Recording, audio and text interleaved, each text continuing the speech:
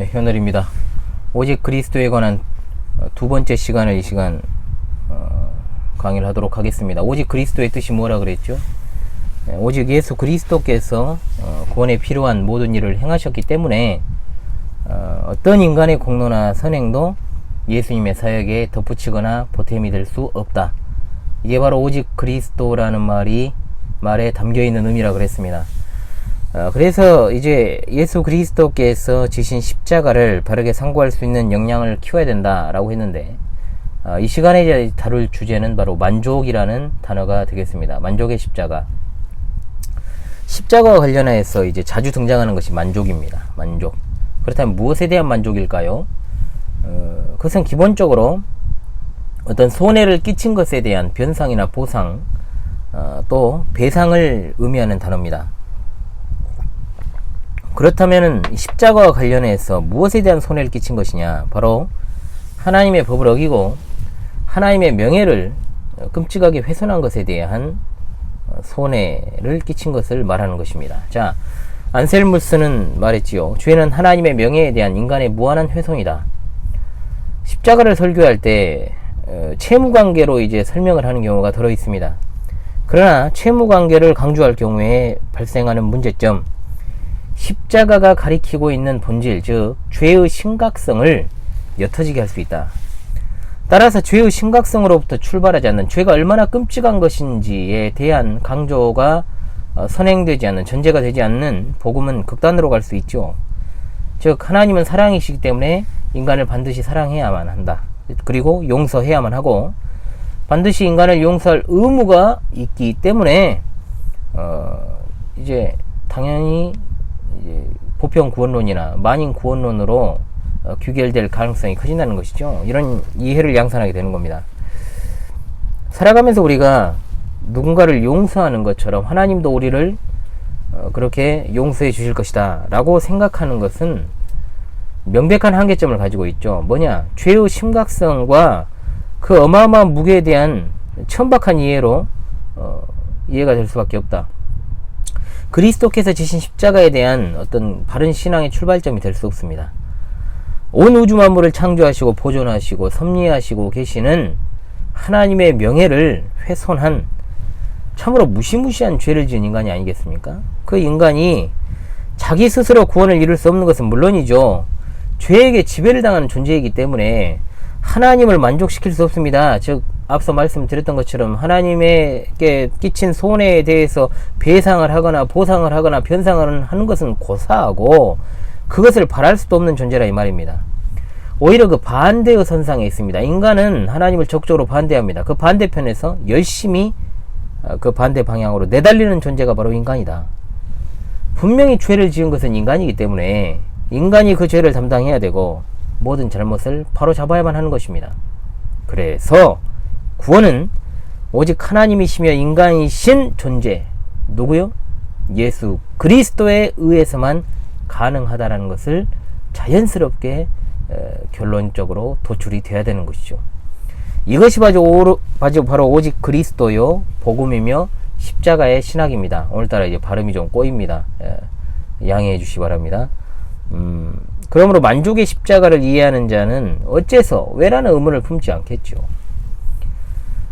과거에 제가 아는 청년 중에 이런 청년이 있었어요. 왜 하나님은 그냥 우리 인간을 구원해 주면 되지, 그 아들을 죽여가면서까지 하나님이 우리에게 그런 방식으로 구원을 해야만 했느냐. 기억해야 될 것은 이겁니다. 하나님이 구원의 방편을 세우시고 또 그 방편을 통하여 구원하시는 것을 기뻐하셨다는 겁니다. 이것을 생각 안 하면 마치 하나님은 그런 뉘앙스가 들어있는 것이죠. 죄값을 감당할 수 없다는 것이죠, 인간은. 그런데 그런 인간에게 속죄를 요구하는 하나님은 어떤 하나님이 되어버립니까?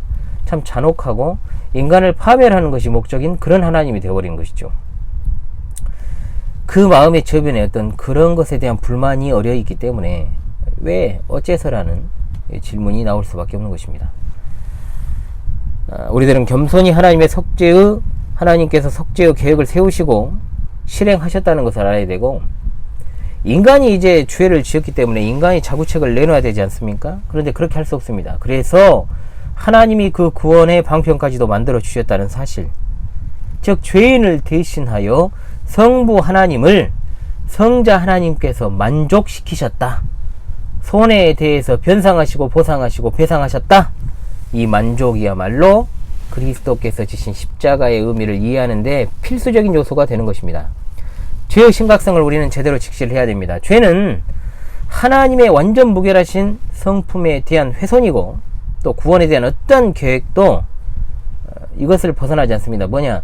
하나님의 공의, 즉 죄에 대해서 철저히 심판하시는 성품을 충족시키는 것이 바로 구원이다. 이것을 알아야 되겠죠.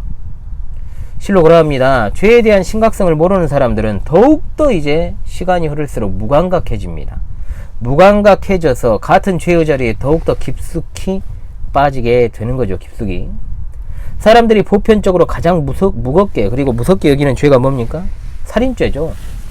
하나님을 모르는 인생들도 사람을 잔혹하게 살해한 살인범이 제대로 된 처벌을 받지 않으면 당연히 분노합니다. 그거 당연한 것이죠. 가만히 있지 않을 것입니다.